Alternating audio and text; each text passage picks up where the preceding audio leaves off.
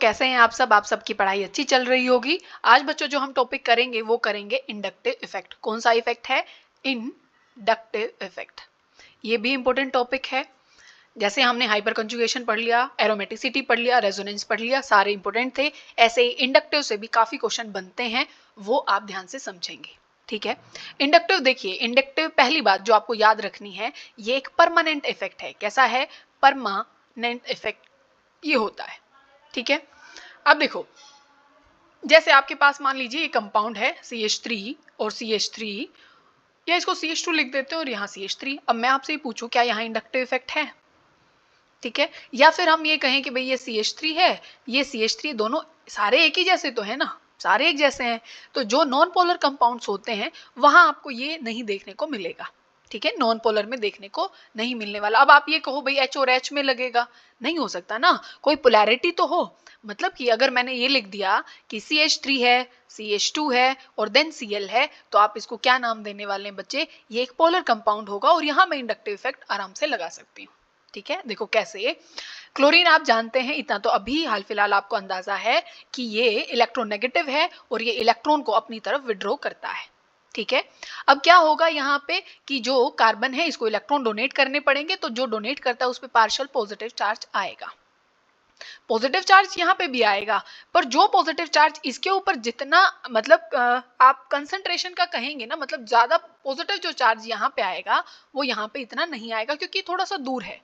क्योंकि यहाँ से एक अगली बात ये बनती है कि जो इंडक्टिव इफेक्ट होता है वो डिस्टेंस डिपेंडेंट इफेक्ट होता है। मतलब इस पे जो फर्क पड़ने वाला है इस पे फर्क नहीं पड़ेगा।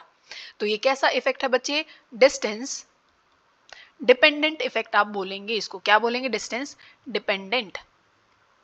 डिस्टेंस डिपेंडेंट ये इफेक्ट होता है। अब देखो, जैसे इसने इलेक्ट्रॉन अगर अपनी तरफ विड्रॉ किए हैं, तो इसने पार्शियल चार्ज यहाँ पे क्या है, यहाँ पे अपीयर कर दिया है, डेवलप यहाँ पे कर दिया है। ठीक है। तो पार्शियल पॉजिटिव चार्ज यहाँ पे अपीयर हो जाएगा। और ये कहाँ पे ऑपरेट होता है ये भी आपको समझ में आना चाहिए। ये सिग्मा बॉन्ड पे ऑपरेट होता है। किस पे ऑपरेट होता है? सिग्मा बॉन्डिंग वहां पे होनी चाहिए, वहां ये ऑपरेट होगा। अगर ये भी बात समझिएगा, अगर मैंने ये लिखा कि यहाँ क्लोरीन लिख दिया, तो ये इलेक्ट्रॉन भाई इससे इस कार्बन से खींचेगा, इस कार्बन से खींचेगा, इस कार्बन से, और अगर तीसरे कार्बन के बाद इस क्लोरीन का जो इफेक्ट है वो नेग्लेक्ट हो जाता है, मतलब थर्ड कार्बन के बाद जो इफेक्ट होता है वो नेग्लेक्ट हो जाता है। बात आपको शायद समझ में आ गई होगी। डिस्टेंस डिपेंडेंट है, पार्शियल चार्ज डेवलप करता है, सिग्मा बॉन्ड पे ऑपरेट होता है, और थर्ड कार्बन के बाद ये इफेक्ट जो है वो नेग्लेक्ट हो जाता है। अब जैसे हमने रेजोनेंस, जो हमने मीसोमेरिक इफेक्ट बोला था, उसको हमने क्या बोला था? हमने उसको +m -m से बोला था। ऐसे ही बच्चे इंडक्टिव इफेक्ट भी -i होता है, और दूसरा क्या होता है बच्चे? +i इफेक्ट ये होता है। बात समझ में आ गई होगी। अब हम +i को देखते हैं कि +i आपको कैसे देखने को मिलेगा। जैसे हम ये बात करें कि भाई कार्बन है, कार्बन है, यहाँ पे भी कार्बन है, और यहाँ पे मैंने सिंपल सा एक बोल दिया भाई ये ग्रुप ए है। ठीक है। ये क्या है? ग्रुप ए है, जो इलेक्ट्रॉन को क्या करता है बच्चे? डोनेट करता है। ये क्या करता है? इलेक्ट्रॉन को क्या करने का काम करेगा? डोनेशन का काम करेगा। अगर ये क्या करने वाला है, अगर ये डोनेट करेगा तो सब पे कैसा, मतलब ये इफेक्ट किसकी तरफ जाएगा? इसकी डायरेक्शन ये होगी, ये इलेक्ट्रॉन ट्रांसफर करेगा, मतलब इन पे कुछ पार्शियल नेगेटिव चार्ज आएगा। तो जो ए मैंने माना है ये इलेक्ट्रॉन, इलेक्ट्रॉन डोनेटिंग ग्रुप आप इसको बोलेंगे। अगर इसी को मैं क्या बना दूं बच्चे? ये कार्बन है, कार्बन है, और यहाँ पे एक मैंने ग्रुप लगा दिया ए, उसका नेचर कैसा है? विड्रॉ करने का। तो जो इलेक्ट्रॉन की जो डायरेक्शन हो जाएगी ट्रांसपोर्ट की, वो ऐसी कुछ हो जाएगी। तो उसको आप, और ये सब पे क्या क्रिएट कर देगा? पॉजिटिव चार्ज, क्योंकि इसने इलेक्ट्रॉन को विड्रॉ किया है। तो इसको आप -i इफेक्ट के नाम से जानेंगे। अब -i का आपको क्या पता होना चाहिए? आपको वो सीरीज पता होना चाहिए कि सबसे ज्यादा -i इफेक्ट कौन लगाता है। ठीक है। बहुत ध्यान से समझिएगा, क्योंकि आगे इसके ऊपर क्वेश्चन आएंगे। ठीक है। अभी सुनना ध्यान से। आपके पास है NF3।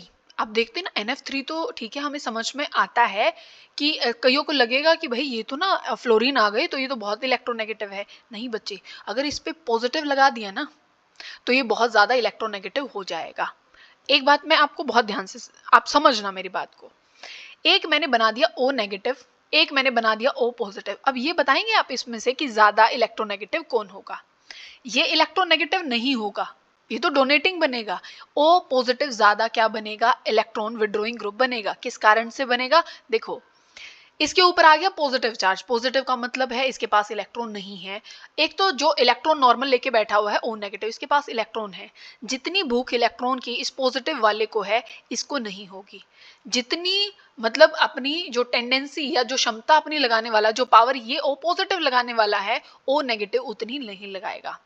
ठीक है, मतलब O पॉजिटिव ज्यादा क्या हो जाएगा, ये इलेक्ट्रॉन विड्रॉइंग ग्रुप हो जाएगा।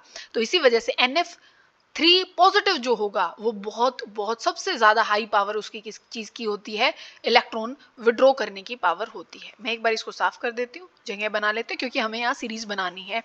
और मेरी बात याद रखिएगा, ये सीरीज आपको ध्यान रखनी है। ठीक है, आ गया पेन? अरे आ जाओ भाई।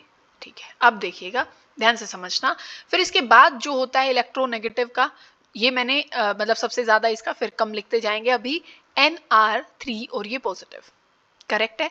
फिर हमारे पास क्या आ जाएगा, Sr2 और ये आ जाएगा पॉजिटिव। ठीक है, ये Sr2 पॉजिटिव आएगा। फिर हमारे पास आ जाएगा NH3 पॉजिटिव। फिर कौन होगा बच्चे, NO2 आएगा यहाँ पे। NO2 अच्छा खासा आपको पता है इलेक्ट्रॉन विड्रॉइंग ग्रुप होता है। फिर SO3H हो जाएगा। फिर हमारे पास CN हो जाएगा। ये इनका जरूर ध्यान रखिएगा, ये रैंडम यूज होने वाले हैं। ये अभी मैं इसका एक क्वेश्चन कराऊंगी, तो इसको जरूर ध्यान रखना है। ये तो शायद आपको समझ में आ गया होगा। पहले तो F है, उसके ऊपर भी पॉजिटिव लग गया, तो कितना डेस्परेट हो गया होगा, भाई मुझे इलेक्ट्रॉन चाहिए ही चाहिए, क्योंकि मेरे ऊपर पॉजिटिव आना मतलब बहुत खतरा है। आप वो बहुत ज्यादा उससे इलेक्ट्रॉन को विड्रॉ करेगा। CN के बाद बच्चे क्या आता है, यहाँ पे एल्डिहाइड आता है। कौन आएगा यहाँ पे, CHO मतलब एल्डिहाइड आएगा। ठीक है, बात समझ में आ गई। फिर यहाँ पे बच्चे कौन आ जाता है, यहाँ पे आ जाएगा कार्बोक्सिलिक। कौन आ जाएगा, कार्बोक्सिलिक लिख लें आप यहाँ पे। फिर उसके बाद बच्चे आ जाएगा फ्लोरीन, आ जाएगा फ्लोरीन के बाद क्लोरीन आ जाएगा, क्लोरीन है ब्रोमीन, देन आयोडीन, और फिर अपना कौन आ जाएगा, OR। ठीक है, मतलब ये अपना OCH3 ग्रुप जैसे हम बना देते हैं, ये वही है। फिर अपने पास आ जाएगा OH, इलेक्ट्रोनेगेटिव, ये I वाले हैं। ठीक है, फिर अपने पास एल्काइन आएगा। इसके बाद कौन आएगा, एल्काइन यहाँ पे आ जाएगा। उसके बाद NH2 ग्रुप होगा। कौन होगा, NH2 ग्रुप होगा। फिर आप याद रख सकते हैं कि यहाँ पे बेंजीन का नंबर आता है बच्चे, किसका आता है, बेंजीन। बेंजीन के बाद यहाँ पे आता है एल्कीन का नंबर, जिसको ईन मैंने लिख दिया है, और सबसे लास्ट में H आता है। तो जो इंपॉर्टेंट है ना, जैसे आप ये ध्यान रखो, जो पॉजिटिव वाले हैं वो तो बहुत बहुत ज्यादा क्या बन जाते हैं, इलेक्ट्रोनेगेटिव। ठीक है, फिर NO2 ज्यादा है, फिर SO3H है, फिर CN है, CHO है, एल्डिहाइड, अपना एल्डिहाइड नहीं कार्बोक्सिलिक है, और ये वाली सीरीज तो आपको पता ही है। ठीक है, OR ज्यादा होगा, यहाँ पे क्या होगा, OH वाला आएगा। बात समझ में आ गई आप सबको? ठीक है, ये ध्यान रखिएगा। अब किसकी बात करते हैं, प्लस आई वाले की बात कर लेते हैं। किसकी, प्लस आई की। अब देखो, प्लस आई वाला मतलब जो इलेक्ट्रॉन डोनेट करना चाहता है, सबसे ज्यादा कौन करेगा, CH2 नेगेटिव करेगा, देन NH नेगेटिव करेगा। नेगेटिव मतलब ये बहुत सारे इलेक्ट्रॉन लेके बैठे हुए हैं। देन बच्चे O नेगेटिव, फिर अपना COO नेगेटिव आ जाएगा। फिर अपना जो 3 डिग्री R ग्रुप होता है ना, मतलब ऐसे मैं बना दूं, ये आप समझ गए होंगे, 3 डिग्री वाला जो कार्बन होता है, ये वाला, ये सबसे ये अच्छा डोनेशन करेगा। 3 डिग्री के बाद 2 डिग्री वाला, 2 डिग्री के बाद 1 डिग्री वाला, मतलब ये मैं बनाऊं तो क्या हो जाएगा, ये सिंपल कुछ ऐसे सेकेंडरी वाला हो जाएगा। 1 डिग्री मतलब ये CH3 ग्रुप, ये जो डोनेट करेगा। ठीक है, अच्छा एक और बात इंपॉर्टेंट है, बहुत ज्यादा समझिएगा, क्या कि जो अपने पास क्या होते हैं, हाइड्रोजन होता है, ड्यूटेरियम होता है, ट्रीटियम होता है। प्लस आई इफेक्ट जो होता है वो ट्रीटियम का ज्यादा होता है, फिर डी का ज्यादा होता है, फिर एच का।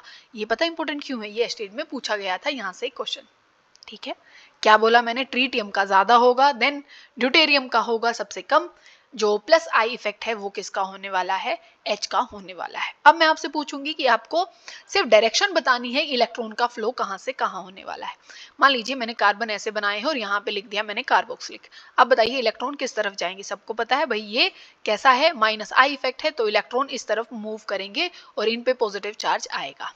करेक्ट है, चलो एक और बताइएगा कि यहाँ पे मैंने ऐसे कुछ लगा दिया है और यहाँ पे मैंने O नेगेटिव लगा दिया है, तो आप सबको पता है ना इलेक्ट्रॉन ये डोनेट करेगा, O नेगेटिव। O नेगेटिव क्या करेगा, डोनेट करेगा, तो डायरेक्शन इस तरफ चली जाएगी। ठीक है ना।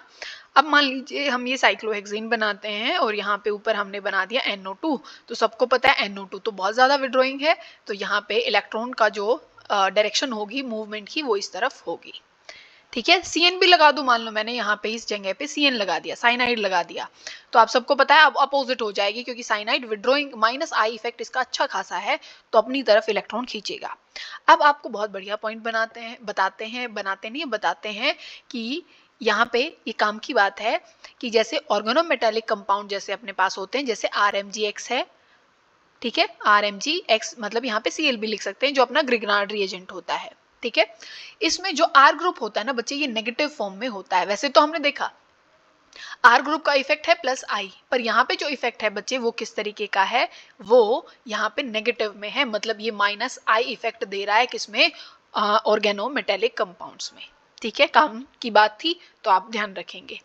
अब जो यहाँ पे आप मतलब जो एप्लीकेशन आपको जो यूज करनी है कि इंडक्टिव इफेक्ट काम कहाँ पे आएगा हमारे, हमने पढ़ लिया इतना तो कहीं काम भी तो आता होगा ना।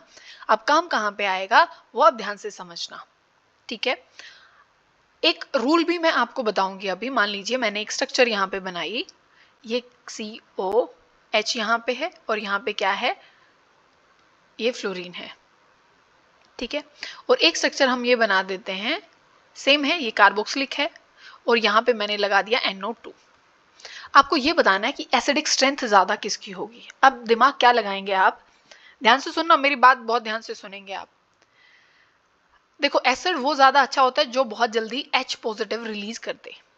क्या है, जो H पॉजिटिव बहुत जल्दी रिलीज कर देगा वो बहुत अच्छा एसिड होगा। एक बार H निकाल दो, ये नेगेटिव, ये नेगेटिव। अब देखो इस नेगेटिव को स्टेबल कौन कर सकता है, नेगेटिव का मतलब होता है भाई बहुत ज्यादा इलेक्ट्रॉन आ गए हैं तो कोई संभालने वाला हो, भाई मैं नेगेटिव चार्ज अपने ऊपर रख लूंगा, मैं रख लूंगा। देखो दोनों ही इलेक्ट्रोनेगेटिव हैं, ये नेगेटिव को बैलेंस कर सकते हैं, नेगेटिव को इलेक्ट्रोनेगेटिव एलिमेंट ही बैलेंस कर सकता है, ठीक है ना। तो इस नेगेटिव को NO2 भी बैलेंस करेगा, F भी करेगा।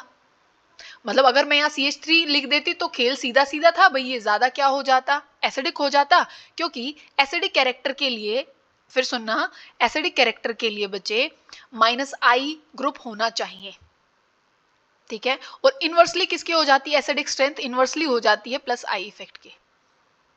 बात समझ में आ रही है। अब देखना ध्यान से सुनना। अब जैसे मैंने कहा कि यहाँ पे F था, अब आपको स्ट्रेंथ पता है ना किसकी ज्यादा है, NO2 की स्ट्रेंथ ज्यादा है, किस चीज की ज्यादा है बच्चे, कि वो विड्रॉइंग ज्यादा नेचर शो करता है, तो एसिडिक ये वाला ज्यादा होगा, ठीक है। अब एक क्वेश्चन और, ये वाला अच्छा क्वेश्चन है और ये स्टेट ने पूछा था, ठीक है, ध्यान से सुनना अभी। और बच्चे एक ही रूल याद करके और उसी को इंप्लीमेंट कर देते हैं, फिर उनको धोखा लग जाता है कि भाई मैं तो ठीक करके आया था।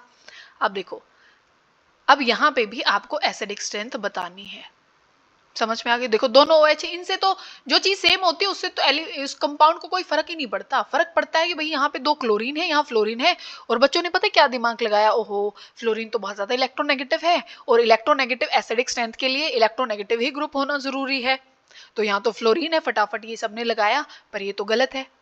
ये गलत क्यों है वो ध्यान से समझिएगा। ये गलत इसी वजह से है क्योंकि एक रूल होता है बच्चे, डिस्टेंस, नंबर और पावर।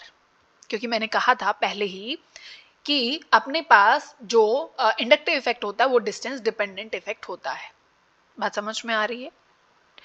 देखो डिस्टेंस तो दोनों का बराबर ही है कि OH के दूसरे कार्बन पे लगे हुए हैं, ये भी यहीं पे ही लगा हुआ है। फिर बात है नंबर, कितने नंबर के इलेक्ट्रोनेगेटिव ग्रुप हैं, नंबर कितना है। जैसे यहाँ पे तो सिर्फ एक इलेक्ट्रोनेगेटिव ग्रुप लगा हुआ है, यहाँ पे 2 लगे हुए हैं, तो पहले क्वेश्चन सॉल्व हो गया कि पावर इसकी ज्यादा है एसिडिक स्ट्रेंथ की। पावर सबसे लास्ट में देखना है, पावर सबसे लास्ट में काउंट होता है। पहले डिस्टेंस देखो, फिर नंबर देखो, देन पावर देखो, तो DNP से आपको याद रखना है। बात क्लियर है। शायद आपको बहुत ढंग से बात मेरी समझ में आ गई होगी। तो अब एक क्वेश्चन और करना है आपको, ठीक है। ये तो बहुत क्लियर कट में आपको क्वेश्चन दे रही हूँ, तो आप बता ही देंगे, मैंने ऊपर भी अभी आपसे पूछा था, ठीक है। ये बेंजीन नहीं लगा रहे हैं, ये है कार्बोक्सिलिक, और यहाँ पे मैंने लगाया बच्चे CN, और यहाँ पे इसी उसमें मैंने दूसरे उसमें लगा दिया, ये कार्बोक्सिलिक है और यहाँ पे मैंने CH3 लगा दिया। ये तो +I इफेक्ट शो करता है, और एसिडिक, एसिड अगर आपको देखना है तो +I नहीं -I देखना है, तो ये तो इसकी एसिडिक स्ट्रेंथ घटाएगा, तो ज्यादा एसिडिक ये है क्योंकि ये -I इफेक्ट शो करता है और ये तो +I करता है, ठीक है। अब आगे क्वेश्चन और बताते हैं, ये वाला अच्छा क्वेश्चन है, आप मुझे बताएंगे, ठीक है। ये है OH और यहाँ पे है बच्चे CH3, क्या है CH3, और दूसरा मैं अगर ग्रुप लगाऊं तो ये है CD3 और यहाँ पे है बच्चे OH। अब बताओ मैंने क्या बताया था आपको, ध्यान से समझना। डी का ज्यादा इंडक्टिव इफेक्ट है, फिर अपना प्रोटियम होता है ना, फिर अपना ये अपना क्या लिख रही हूं मैं, अपना ट्रीटियम, ड्यूटेरियम और अपना प्रोटियम, जो अपना नॉर्मल एच जिसको हम बोलते हैं, ठीक है, ये वाला। अब यहाँ पे ना डी लगा हुआ है, मतलब ये ज्यादा प्लस आई इफेक्ट शो करने वाला है, करेक्ट है ना, ये ज्यादा प्लस आई शो करेगा, मतलब ये तो एसिड कॉन्स्टेबल बनाने वाला है, तो ज्यादा एसिडिक कौन होने वाला है, क्योंकि एच का तो माइनस जो प्लस आई इफेक्ट है वो कम है, तो ज्यादा एसिडिक ये होगा। वैसे तो अगर मैं इसको ना इस CN के सामने रखूं तो सबसे ज्यादा एसिडिक तो यही होगा, पर अब प्लस आई तो देखो, प्लस आई आए हुए हैं, पर इसका ज्यादा प्लस आई है तो ये ज्यादा अनस्टेबल करेगा, पर ये थोड़ा सा इसके कंपैरिजन में स्टेबल कर देगा, मतलब इसके कंपैरिजन में ये ज्यादा एसिडिक होगा, ठीक है। ये बात आप दिमाग में जरूर ध्यान रखिएगा कि एसिडिक स्ट्रेंथ के डायरेक्टली प्रोपोर्शनल होता है माइनस आई इफेक्ट, और इनवर्सली प्रोपोर्शनल क्या होता है बच्चे, प्लस आई इफेक्ट। मेरी बात समझ में आ रही है? यहीं पे पता है ट्रिक आपके साथ वो क्या खेल जाता है एग्जाम वाला, वो खेल जाता है यहाँ पे ना, उसने नहीं पूछा कि भाई एसिडिक स्ट्रेंथ बताओ, उसने बोला पी के ए वैल्यू बताओ। क्या बोला? पी के ए वैल्यू बता दो मुझे। अब बच्चे कई मतलब मान लो किसी को नहीं पता हो या ध्यान से नहीं पढ़ा हो, वैसे ही सीधा सीधा लगा दिया, तो देखो मेरी बात ध्यान से आप सुनने वाले हैं, ठीक है। देखो अगर यहाँ पे पूछा जाता बच्चे के ए वैल्यू का मतलब है जितना ज्यादा एसिडिक उतना ज्यादा के ए होगा, मैं फिर कह रही हूँ जितना ज्यादा एसिडिक उतना ज्यादा के ए होगा, पर पी के ए उल्टा है, जितना ज्यादा एसिडिक होगा, जितना ज्यादा, मैं फिर बता रही हूँ, जितना ज्यादा एसिडिक होगा पी के ए वैल्यू कम होगी, और जितना कम एसिडिक होगा बच्चे उतनी पी के ए वैल्यू ज्यादा होगी। फिर रिपीट करती हूँ, ध्यान से सुनो, जितना एसिडिक होगा उतना के ए तो ज्यादा, जितना एसिडिक होगा इसका उल्टा है, क्योंकि ये माइनस लोग होता है बच्चे पी का मतलब, तो ये इनवर्स है, के ए का ये उल्टा है। अगर एसिडिक ज्यादा तो इसकी वैल्यू क्या हो जाएगी, कम, और अगर एसिडिक स्ट्रेंथ कम है तो पी के ए वैल्यू ज्यादा। तो उसने पूछा पी के ए वैल्यू ज्यादा बताओ किसकी होगी, तो बताओ कम इसकी ही होगी ना, क्योंकि एसिडिक कम है तो वैल्यू ज्यादा पी के ए की इसकी होगी, ठीक है। बात समझ में आ गई? चलो तो बहुत बढ़िया। एक क्वेश्चन और बताइएगा, और पीएच से भी क्वेश्चन पूछ सकते हैं, ये भी ध्यान रखिएगा, पीएच लिख सकते हैं यहाँ पे, अगर पी के ए लिख दिया और भी कुछ लिख सकता है वो, पीएच लिख सकता है। यहाँ पे OH है बच्चे, यहाँ पे मैंने लगा दिया आपकी बार Br, और यहाँ पे हम लगा देते हैं ये अपना है OH, ये बेंजीन नहीं है बच्चे, ठीक है, ये बार बार लगाने की आदत हो जाती है कई बारी। ये पॉजिटिव है और ये F3 है। अब बताओ, देखो माइनस आई तो दोनों ही लगा रहे, Br भी माइनस आई लगाता है और NF3 पॉजिटिव। अब तो आप समझ गए होंगे कि ये सबसे ज्यादा माइनस आई इफेक्ट शो करता है, और अगर मुझे H पॉजिटिव को भेजना है, और नेगेटिव की स्टेबिलिटी सबसे ज्यादा यही करेगा, क्योंकि नेगेटिव ग्रुप क्या करता है, भाई नेगेटिव मुझे दे दो, मैं अपने आप संभाल लूंगा, ठीक है। क्वेश्चन क्लियर हो गया होगा, ज्यादा प्रॉब्लम नहीं है, ठीक है। अभी मेरी बात और ध्यान से आपको सुननी है, अभी तो हम सिर्फ एसिड एसिड एसिड करे जा रहे हैं, अभी हमें किस चीज की बात करनी है, हमें करनी है बेस की बात, कि बेसिक स्ट्रेंथ कैसे आप काउंट करने वाले हैं, ठीक है। अब यहाँ पे ना ये हम अमीन चैप्टर में भी पढ़ते हैं इसको ध्यान से, पर यहाँ पे भी पढ़ना है, क्योंकि यहाँ पे थोड़ा सा खेल है, कि एक तो गैस स्टेट में पूछ लेगा, फिर तो एक्वस मीडियम में पूछ लेगा, मतलब अलग अलग तरीके से पूछता है। तो आप यहाँ ध्यान से देखना, देखो अगर मैं यहाँ पे n की, देखो बेस वो होते हैं जो लोन पेयर डोनेट कर दें, बेस वो है जो लोन पेयर डोनेट कर दे। एक तो मैं ये बना रही हूँ 3 डिग्री वाला, और एक हमने बना दिया ऐसे, और एक सिर्फ अपना है बच्चे RNH2, जो लोन पेयर डोनेट करने के बाद इस नाइट्रोजन पे आ जाता है बच्चे पॉजिटिव चार्ज। पॉजिटिव को कौन संभाल सकता है, जो, क्योंकि पॉजिटिव मतलब उसके इलेक्ट्रॉन चले गए भाई, अब उसको क्या करना पड़ेगा, क्योंकि इलेक्ट्रॉन डोनेट करने वाला हो जाएगा तो उसको शांति हो जाएगी, भाई मुझे और कहीं से भी इलेक्ट्रॉन मिल जाएंगे। बात समझ रहे हो? अब इसके ऊपर जैसे ही पॉजिटिव चार्ज आता है, इसने लोन पे डोनेट किया, इसके ऊपर आ गया पॉजिटिव चार्ज, इसको ये शांति होगी, भाई मेरे पास तो 3 R बैठे हुए जो कि प्लस आई इफेक्ट शो करते हैं, 3 R बैठे हैं एक पॉजिटिव को संभालने के लिए, उसको बड़ी खुशी होगी, ठीक है। तो जितना पॉजिटिव चार्ज संभल जाएगा उतना ज्यादा वो बेसिक होगा। मैं गैस फेज की बात कर रही हूँ, मैं फिर से बता रही हूँ, मैं गैस फेज की बात कर रही हूँ। अच्छा इसमें क्या हो जाएगा, एक्वस की नहीं, इसी में ही, इसमें सिर्फ 2 R बैठे हुए हैं भाई, तो इसको सिर्फ 2 ही R देंगे ना जो इलेक्ट्रॉन दे सकते हैं। तो अब इसकी ज्यादा है, इसकी थोड़े से कम है, यहाँ पे सिर्फ पॉजिटिव चार्ज को एक ही R संभाल रहा है, ठीक है। मतलब आप पे कोई दुख आ गया, पॉजिटिव चार्ज मतलब इलेक्ट्रॉन भाग गए, तो एक तो आपको संभालने वाले 2-3 खड़े हों, ठीक है, और एक यहाँ पे 2 ही है और एक में 1 ही खड़ा है, तो ये ज़्यादा अनस्टेबल है, तो ज़्यादा बेसिक ये, फिर ये है सबसे कम, ये 1 डिग्री वाला है। तो गैस फेज में क्या हो जाता है, 3 डिग्री अमीन, फिर 2 डिग्री और देन 1 डिग्री। करेक्ट है, बहुत बढ़िया। अब आ जाते हैं एक्वस मीडियम पे। यहाँ पे अगर एक्वस है, सिर्फ मतलब उसने बोला है कि आपको सॉल्वेशन काउंट करना है, सॉल्वेशन, ठीक, ये टर्म मिलेगी, सिर्फ सॉल्वेशन काउंट करना है, बहुत ध्यान से सुनिएगा, सिर्फ सॉल्वेशन काउंट करनी है, मतलब पानी का इफेक्ट, कि वहां सिर्फ जो ऑर्डर होगा ना बच्चे वो होगा 1 डिग्री, देन 2 डिग्री और देन 3 डिग्री। आप सोच रहे हो भाई ये तो खेल पलट गया, खेल पलट गया किस कारण से? अब देखो 1 डिग्री मैं ऐसे बना सकती हूँ R और ये H और ये H। अभी खेल पता है क्यों पलटा है? क्योंकि यहाँ होगी बच्चे hydrogen bonding, hydrogen bonding stability देगा अब इसको, इस पॉजिटिव चार्ज को अगर ये लोन पे डोनेट करने वाला है तो यहाँ पे हाइड्रोजन बॉन्डिंग की स्टेबिलिटी आएगी। अच्छा, ज्यादा हाइड्रोजन बॉन्डिंग कौन कर पाएगा? देखो यहाँ पे 2 नाइट्रोजन है, दोनों नाइट्रोजन कह रहे हैं, 2 हाइड्रोजन है, तो क्या कर पाएगा ये? ज्यादा बॉन्डिंग कर पाएगा।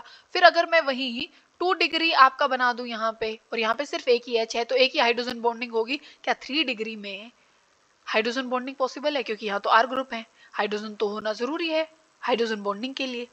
और तुम सोच रहे हो हाइड्रोजन बॉन्डिंग कौन करेगा? भाई पानी बैठा हुआ है ना, पानी है H2O, पानी देगा, लोन पेयर लेके बैठा हुआ है वो।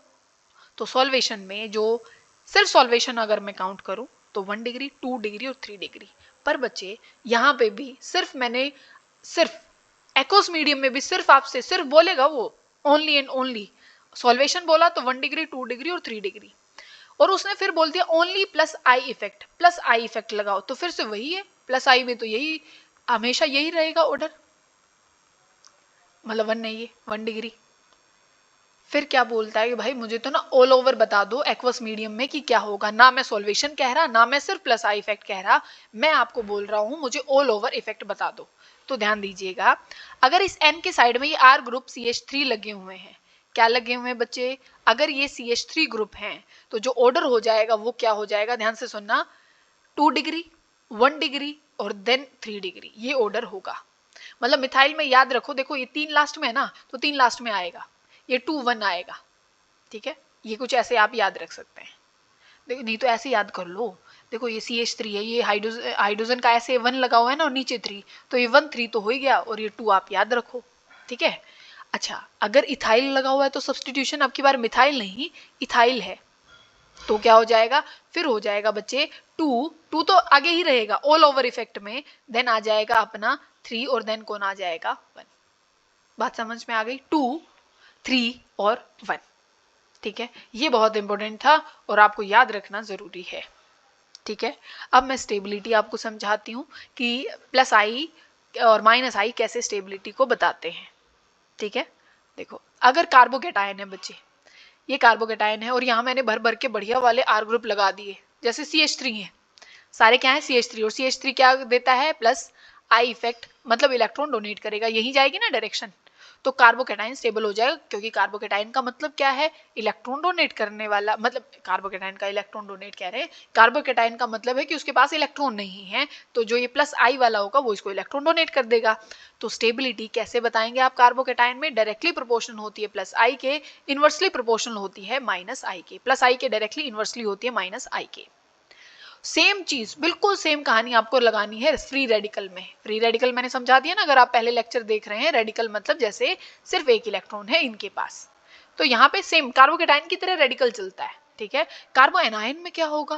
कार्ब एनायन में यहाँ पे नेगेटिव लगा दिया, अब तो भाई इसको कार्बो एनायन में स्टेबिलिटी जो होगी वो डायरेक्टली होती है माइनस, इसको माइनस ग्रुप चाहिए, मतलब यहाँ फ्लोरीन लगा दो, स्टेबल हो जाएगा। यहाँ पे भी इसकी जगह फ्लोरीन लगा दूं, इसकी जगह फ्लोरीन, इससे ज्यादा स्टेबल कुछ होगा ही नहीं, क्योंकि 3 फ्लोरीन बैठे हुए हैं एक नेगेटिव को संभालने के लिए। मतलब अपनी केमिस्ट्री का सबसे इलेक्ट्रोनेगेटिव एलिमेंट आया हो, भाई मैं तुम्हारी जो नेगेटिव है चार्ज उसको संभाल लूंगा, तो ज्यादा स्टेबल हो गया ना। तो स्टेबिलिटी कार्बन आयन में कैसे देखी जाती है? डायरेक्टली होती है माइनस आई के, और इनवर्सली किस चीज की हो जाएगी बच्चे? अपने प्लस आई के, ठीक है ना। अब एक दो क्वेश्चन और बता दो स्टेबिलिटी के ही, कोई दिक्कत तो नहीं है? चलो तो कर ही लो, अच्छा क्वेश्चन बता देते हैं। चलो जो आप नॉर्मल बता दोगे वो वाला रहने देते हैं, बढ़िया वाला क्वेश्चन आपको बताते हैं। पॉजिटिव है, ये भी पॉजिटिव है, यहाँ पे CH3 ग्रुप लगा हुआ है बच्चे, फिर यहाँ पे है अपना CD3 यहाँ पे लगा हुआ है और ये पॉजिटिव चार्ज है। चार्ज मैंने सेम पोजीशन पे लगाया है, फिर मैंने यहाँ पे लगाया है, यहाँ से देखना ये पॉजिटिव है, और अब की मैंने लगा दिया C-T3, ट्रीटियम लगा दिया। तो आपको पता है ना किसका ज्यादा इफेक्ट है, ट्रीटियम का ज्यादा है प्लस आई, और कार्बोकैटायन है ना, तो ये ऑर्डर हो जाएगा। इसमें तो कोई ग्रुप है ही नहीं, यहाँ पे तो एक्स्ट्रा CH3 लगा हुआ है, तो ज्यादा स्टेबिलिटी सबसे ज्यादा इसकी, क्योंकि ट्रीटियम का प्लस आई इफेक्ट ज्यादा होता है कंपैरिजन टू ड्यूटेरियम के और नॉर्मल अपने हाइड्रोजन के। कोई दिक्कत परेशानी यहाँ पे नहीं होगी।